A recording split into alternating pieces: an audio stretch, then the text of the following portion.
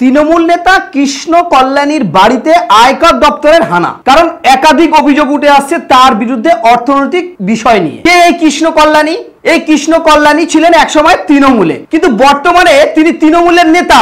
অপরদিকে বিধানসভায় তিনি বিজেপির বিধায়ক। বিধানসভাতে গিয়ে তিনি বিজেপির সিটেতে বসছেন, বিধায়কতা পালন করছেন বিজেপির হয়ে, কিন্তু খাতা কলমে তিনি তৃণমূলের নেতা। সত্যি অবাক বিষয়, কে তৃণমূল কে বিজেপি এটা নিয়ে বারবার অভিযোগ করেছে বিরোধী দলের পক্ষ থেকে। একটাই কথা উঠেছে, যেই তৃণমূল সেই বিজেপি। এবার কিন্তু কৃষ্ণ কল্যাণীর ক্ষেত্রে সেটাই একদম প্রকাশ্য প্রমাণ হয়ে যেতে চলেছে। কৃষ্ণ কল্যাণী হচ্ছে বিজেপির বিধায়ক, অপরদিকে তৃণমূলের তিনি বড়সড় নেতা। বিভিন্ন সংবাদ মাধ্যমে উঠে আসছে বিধায়কের বাড়িতে হানা, কিন্তু কে এই বিধায়ক, কার বিধায়ক সেটা কিন্তু বেশিরভাগ দেখা যাচ্ছে না। আমরা প্রকাশ্য সেই চিত্রটাই আপনাদের তুলে ধরবো। কৃষ্ণ কল্যাণী আগেই তৃণমূলে ছিলেন। 2021 সালে বিধানসভা নির্বাচনের আগে তিনি বিজেপিতে যোগ দিয়েছিলেন, কিন্তু ভোট জয়ের পরেই অন্যান্য বেশ কয়েকজন বিধায়কের সঙ্গে তিনি সদল বলে বিজেপিতে জেতার পরে আবার চলে আসেন তৃণমূলে। মুকুল রায়ের জায়গায় বিধানসভায় পাবলিক অ্যাকাউন্ট কমিটির চেয়ারম্যান হয়েছেন এই কৃষ্ণ কল্যাণী। খাতায় কলমে তিনি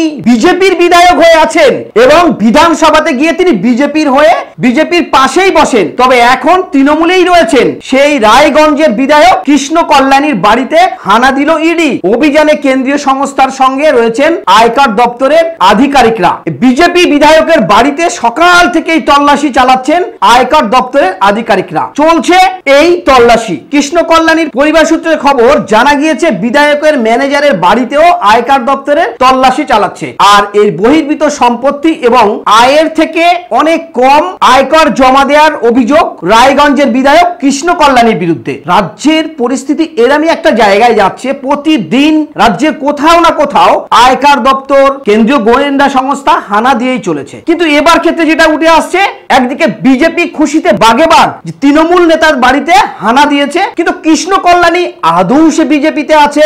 বিজেপির বিধায়ক বিধানসভায় গিয়ে সে বিজেপির হয়ে গলা ফাটায়, আবার বাইরে এসে তৃণমূল। কিন্তু এই রাজ্যে আমরা যেটা দেখে এসেছি, একটা সাধারণ কর্মী, গ্রামের মানুষ যদি কোনো দল পরিবর্তন করে, দল চেঞ্জ করে, হয় তার বাড়িতে আক্রমণ হয়, নাহলে তার বাড়িতে লুটপাট হয়, নাহলে তার মারধর করা হয়। কিন্তু এই কৃষ্ণ কল্যাণীর ক্ষেত্রে কি দেখছি, সে তৃণমূলের নেতা, অপরদিকে বিধানসভায় সে আবার বিজেপির বিধায়ক। রাজ্যের রাজনীতিতে একের পর এক আমরা দেখেছি বিভিন্ন রাজনৈতিক দলের, বিশেষ করে বিরোধীরা বারবার একটাই অভিযোগ করেছিল, যেই তৃণমূল সেই বিজেপি। মুকুল রায়ের ক্ষেত্রে আমরা কয়েকদিন এক চিত্র দেখলাম, তৃণমূল গ্রহণ করলেন, আবার তৃণমূল করার পরে সে আবার দিল্লিতে গিয়ে বিজেপি করবেন। সে বিস্ফোরক অভিযোগ একের পর এক করেই চলেছে। রাজ্যের মানুষ হতাশ। কোন দিকে যাচ্ছে রাজ্যের রাজনীতি? যে বিজেপিতে, আবার সেই তৃণমূলে, আবার যে তৃণমূলে, আবার সেই বিজেপিতে।